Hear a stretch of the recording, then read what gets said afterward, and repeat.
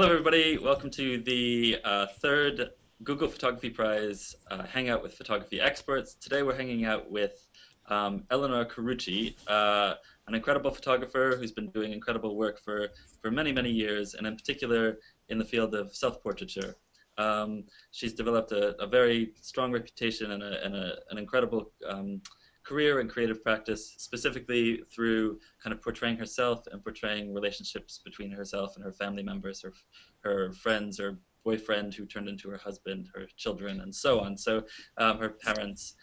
So today's conversation is going to revolve primarily around photography, obviously in general, and the power photography has to allow us to express ourselves. But in particular, I'm interested in talking about how people use self-portraiture as a means of not only self-documentation, but also self-expression.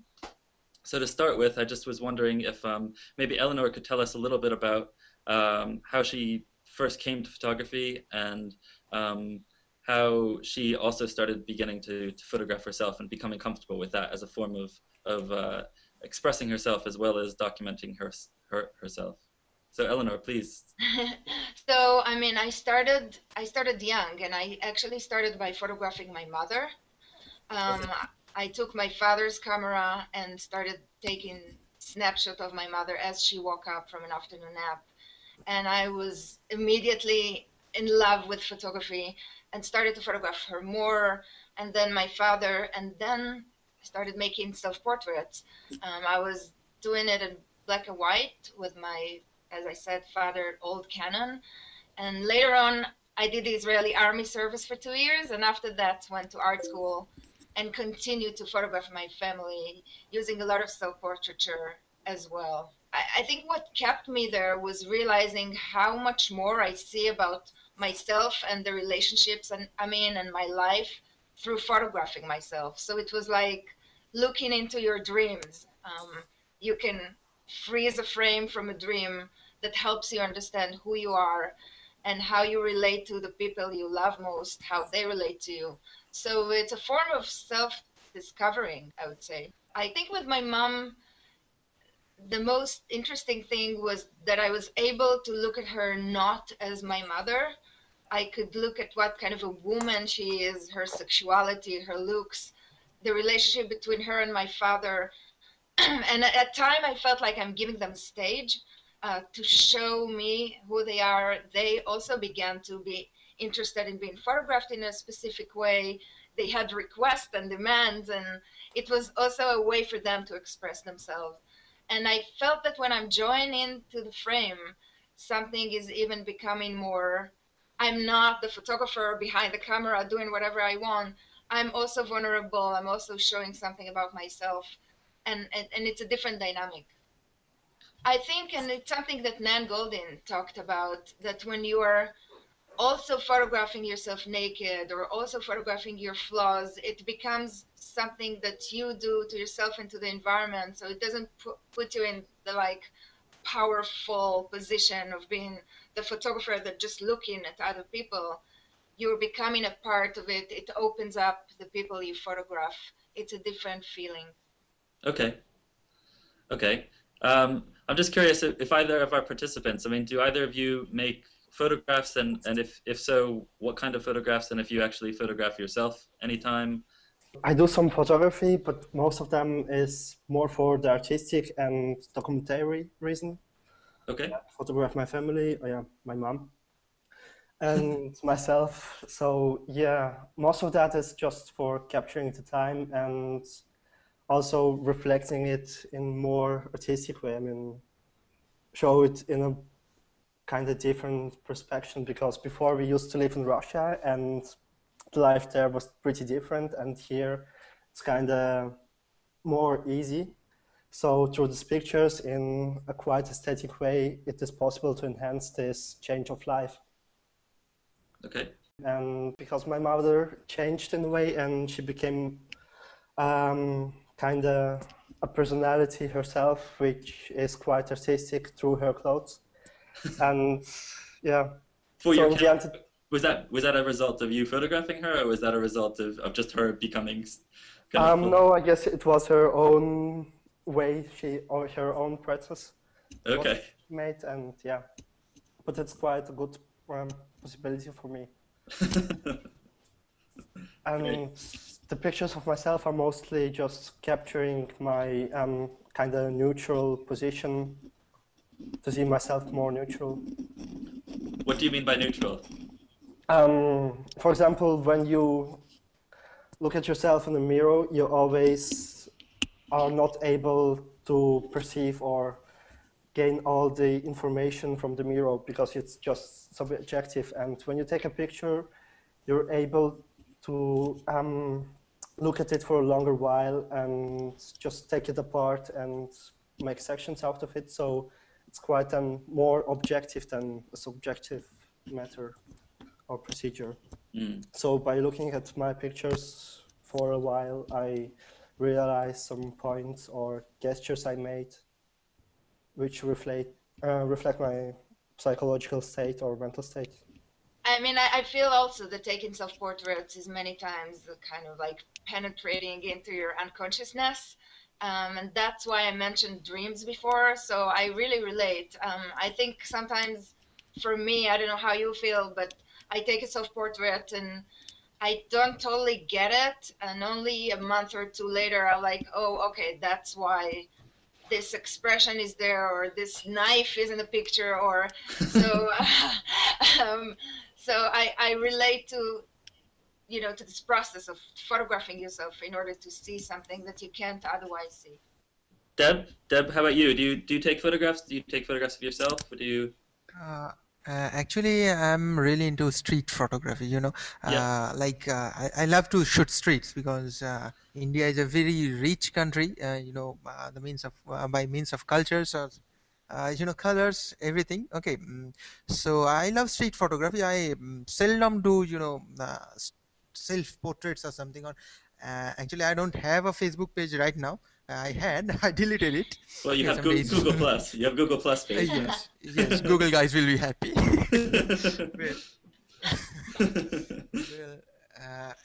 When I had a Facebook page, I didn't have my pictures in it because I thought that my idea of self-portrait is something like maybe something abstract, like maybe non-living things also.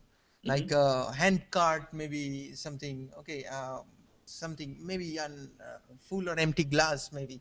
Okay, which actually because which actually portrays my mood or my inner self. You can say. Okay, yes. That's my that I call self-portrait. For me. Elinor, you seem to incorporate quite a few kind of still lifes and objects into your work as well. I mean, like you even mentioned the knife, or sometimes you incorporate fruit, or you have all sorts of kind of little symbols. I mean, even if you are in the picture, those things, those still lifes, those objects seem to kind of represent something about you as well. So maybe you could kind of talk a little bit about that.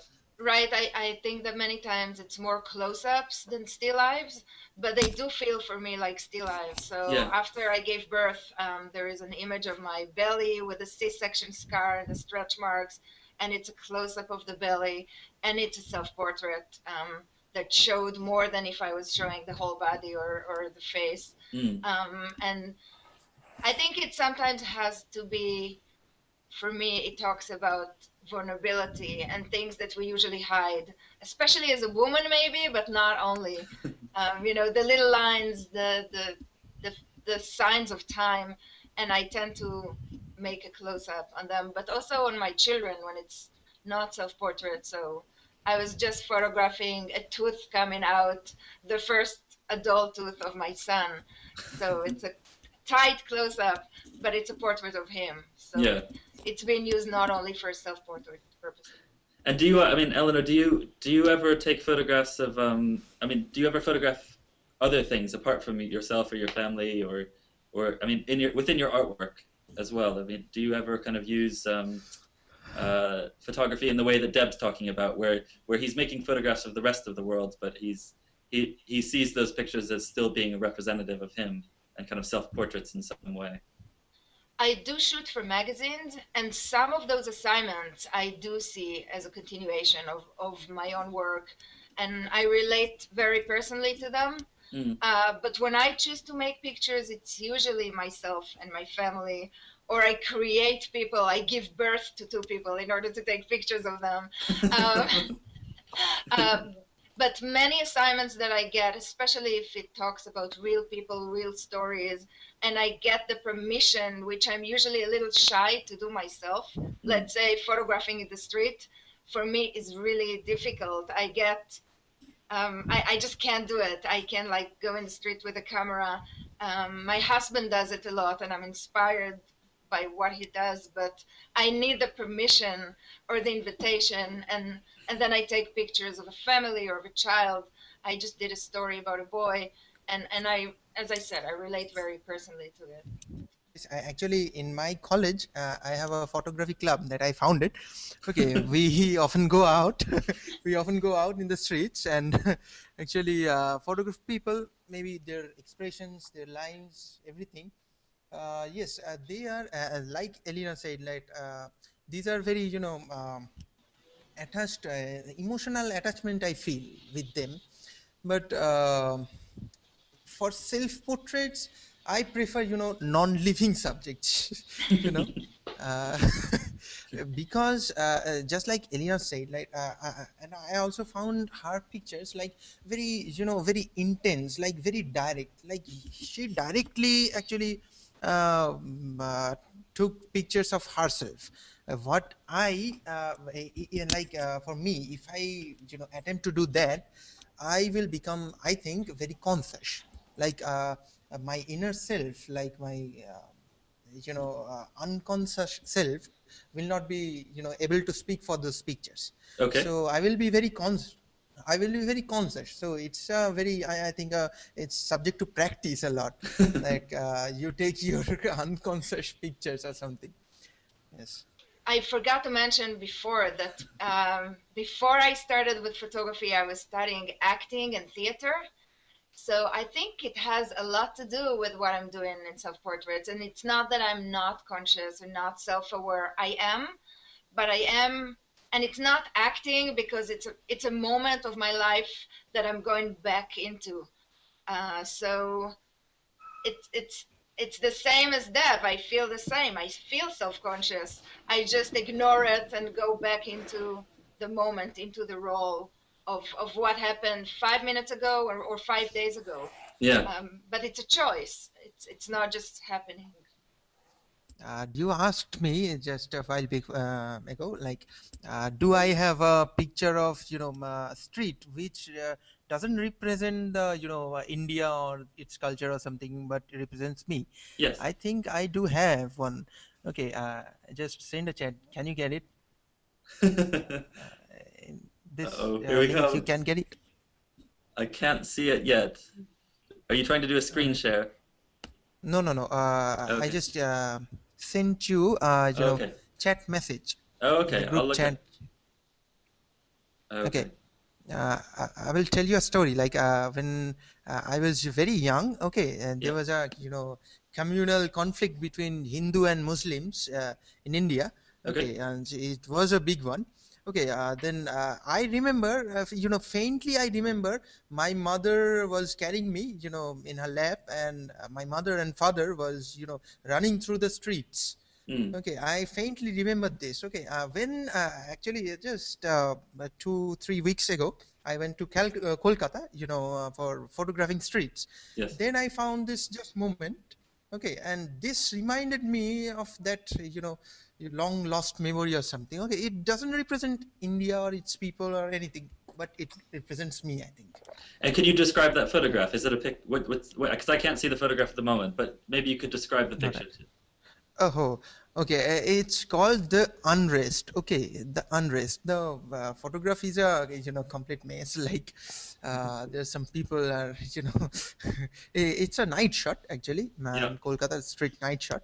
Okay, people are running. Some people are chasing after them. Okay, it's kind of thing. Okay. Elinor, do you find yourself not only documenting or photographing or expressing the kind of present in your life? Because like I said, with your work, you've kind of followed yourself from daughter to girlfriend to wife to mother, But do you ever find you're making photographs now that actually represent a time in your life that's long gone, or part of your childhood, or anything like that?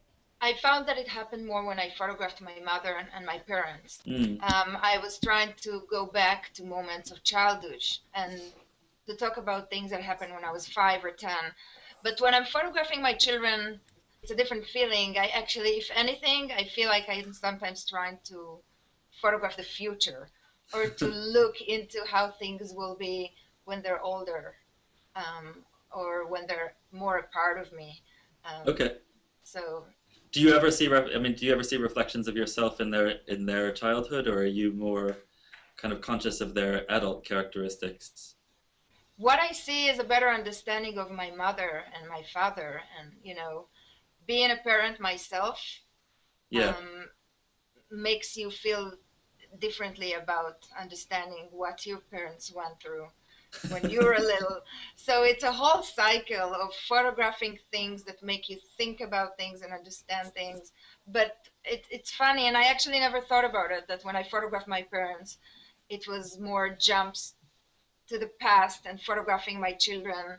Maybe because when you become a parent, you're more worried and you're thinking about the future. So it's more in my conscious mind somehow. But I would imagine that in the pictures that you take of yourself as in the kind of role of a mother, you must see your own mother in those pictures as well. Right. I see what's similar, but what's also very different. And also I have an element that I'm trying to deal with in the self-portraits and then in photographing my children, of raising children that are Americans as an Israeli. Yeah. So the cultural gap of, and the identity that is different. Yeah. So that's another element. And actually recently I started shooting more outside. For the first time, I think I'm accepting the fact that the streets of New York City and the Duane Reade and the Chase Bank and all those things are a part of my work. And I think it's because I have to accept the fact that I'm a mother of 2 American children, and I am American, I'm an American citizen, and it's time to make the streets my place to photograph and therefore my home. So it took me about 15 years to feel that in New York, but it's finally happening. And I have to bring my own children to shoot in the street. I don't have the courage to go out, just me and the camera, and take street pictures. Maybe you could walk us through your process a little bit. Just tell us a bit about, how you get from an idea to an image that you actually kind of enjoy or feel is successful. I feel that it's a very elusive process, and it's hard to know. I mean, many times the ideas I have about a picture are just what makes me take a picture, but the picture ends up being about something totally different. Mm. So there is an image. Tell us your secrets. Come on. I really have I think the secret, if anything, is to be, especially with children, to not stick to your idea, that's the way I shoot, to let intuition, to let what happened in that moment be a part of the picture. And if it ended up being about something totally different than what you intended to, mm-hmm. just accept it and embrace it and go with it and make it what it is. Yeah. If it's not confusing, even I don't know if you relate to it, but I think all photographers relate to it. You have a beginning point, and then you just go with what happens, because this is the real thing. Absolutely. I mean, especially this part of don't have to control all over the things and all of the end of the process, because there was once school task for creating a photograph, and I decided to take a self-portrait. So I was working for this picture 6 weeks, and in the last week I had the shooting, and it came just different, in a totally different way out as I planned. So, but still it was good, and it's mostly the same with the other pictures. I have a question, right? I was looking, browsing through your astonishing work, and in your album Pain. Okay, I wondered, like, every images, I felt very compositionally perfect. Like, it's very eye pleasing also. Like I was wondering, like you were in such pain, like you were in back pain, I think. So in that time, how did you manage to take those photographs? Like what was your like workflow or setup or actually in that thing? I think in a way, I totally understand what you're saying, but I think in a way the images exist as a way to escape the pain. So I felt that the only time I could not think about my pain or my body or the limits of my body was when I was using it to do something else, to take pictures of it. And I was thinking more in a creative way. So it was therapeutic. It was a way to deal with the pain. And by the way, not all the images turn out good. So it was sometimes the process is therapeutic and it helps you to be creative. It doesn't mean you'll end up with a good image, and that can be very frustrating. But luckily, some of them did come out well. For me, the interesting thing about this series is how many people related to it, and the conversation and the dialogues that happen as a result of what I was going through. And I mean, this is true also for photographing myself as a mother and photographing things that you feel might be not normal or weird or wrong. And once you put them out there, you get so many feedbacks, and usually positive feedbacks, not even feedbacks about the quality of an image as an image, but about the experience. And it makes you understand that it's so universal, so many of those feelings and moments.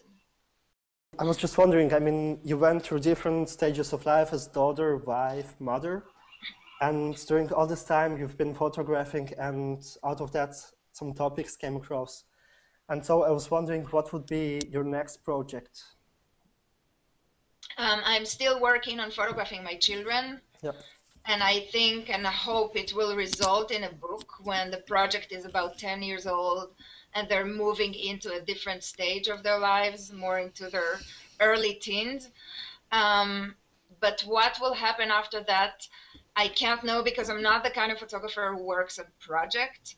Whatever will be there in my life will be my next project. So, it might involve my children, my parents that divorced 2 years ago.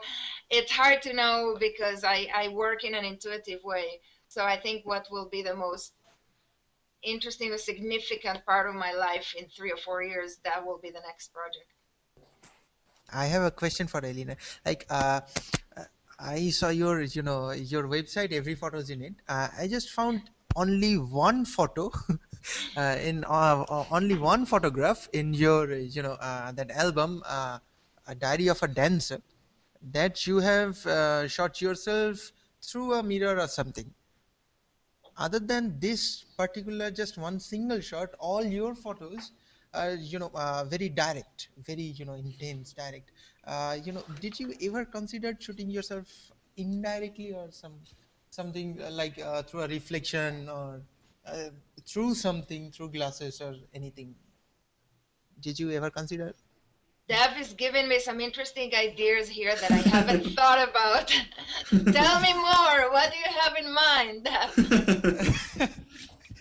You could photograph yourself on Google+. That will be the next project, okay? Do you have any ideas, Dev? No. Just I just whenever I like feel like shooting somebody else or any like me also, I always think of some external object. I always like to see myself or everybody else through some object, like not directly into them, like through some objects, with some objects. So I was thinking that did Elinor ever consider shooting through a glass or within a glass or like these things? I will like, give it a is there thought. That's fine. I know that my work tends to be direct, and for some people even so direct it's disturbing. And I don't know why it is. I think it's hard to know the way our voice sounds a certain way. It's hard to know why you shoot in a certain way, why this is the way that you photograph always. So I'm not going against it, but I know it's very direct. Elinor, have you ever felt like during an exhibition when you saw a picture that you felt, oh, I shouldn't unveil this truth, or I shouldn't show this picture? Some kind of uncomfortable feeling? Did that No. ever? Okay.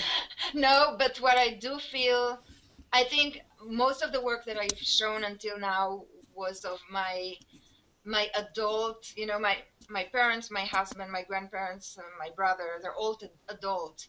Now that I'm photographing my children, I am much more careful with the edit. So I will, and that's why it's been 8 years of the project and only as many as 20 images were shown.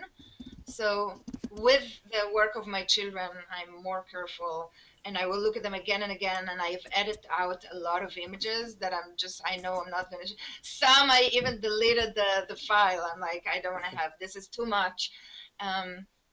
So I have this conscious with the work of my children, but since I just started showing it, I think I will have more of this kind of feeling you're talking about in regards to the work of the children, but not so much of other moments.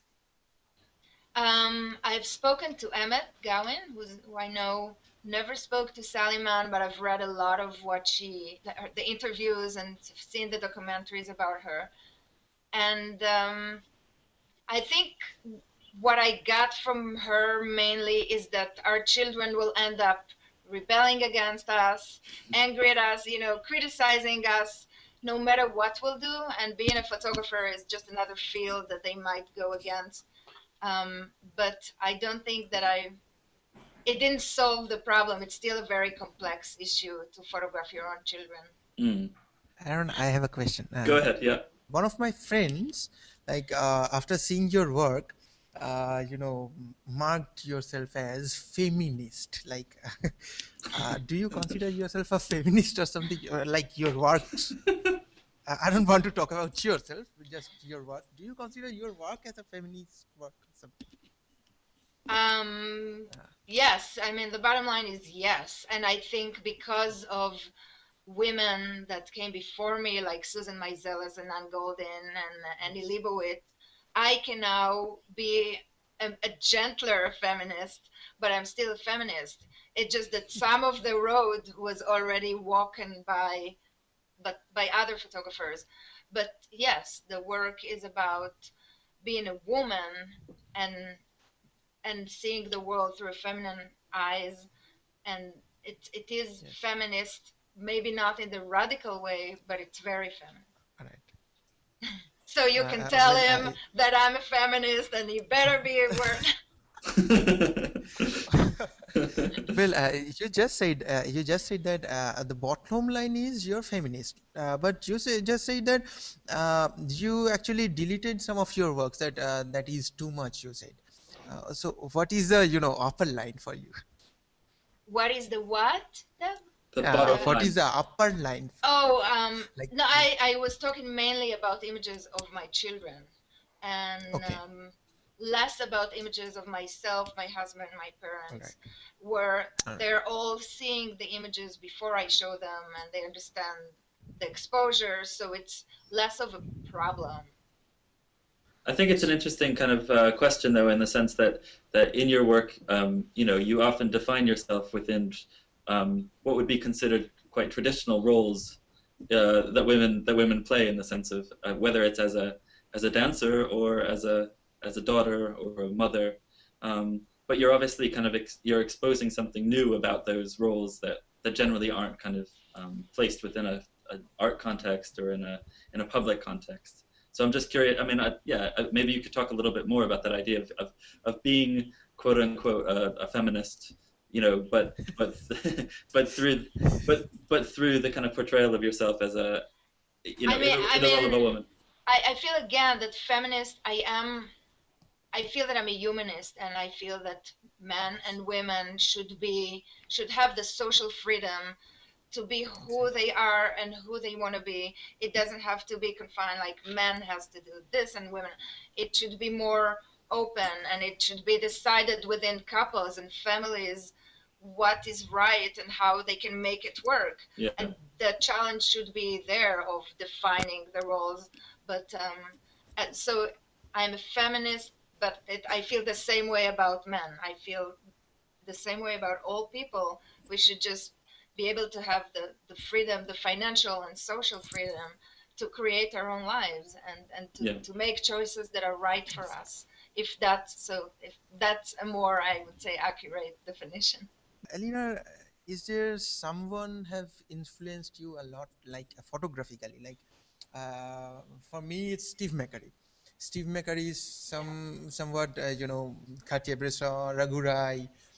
These people have influenced me a lot for my photography. For your photography, who are these people? Many photographers, from Mary Ellen Mark to, as I mentioned before, Nan Goldin and Sally Mann and Tierney Giron, Emmett Gowan, Nicholas Nixon, Robert Frank, Kodelka. So there is, I think it can be, I mean, definitely Larry Sultan, all the photographers who photograph their family, I'm immediately a fan. It's very rare that I won't relate to someone's photographing their own lives. But also people, as I said, like Robert Frank or like Inez and Vinu, the fashion photographers, who I think are brilliant image makers. So also photographers from different disciplines. I think if I can say anything is to just really find your way of doing things, not only find your way of taking pictures and what images you want to make, but also how you run your career and how you kind of define yourself as a person and as an artist. It doesn't have to be the pushy type, it just has to be true to who you are and how you work and your pace. So this is a very important thing to figure out. For me, it's always a struggle to figure out and redefine what's right for me, what can I do right now, and who am I when I'm coming to talk about my work? What do I want to say with the work? It's all actually, at the end, very personal. Yeah. Great. Well, thanks very much, Elinor. Thank you so much, guys. Thanks, Aaron. Thanks, Deb. Thanks, Eugene. It was really very inspiring. Thank you. Thank you. It was a pleasure. Thank you, All right. guys. Thanks very much. Thank you, Elinor. Great. Thanks. Thank you.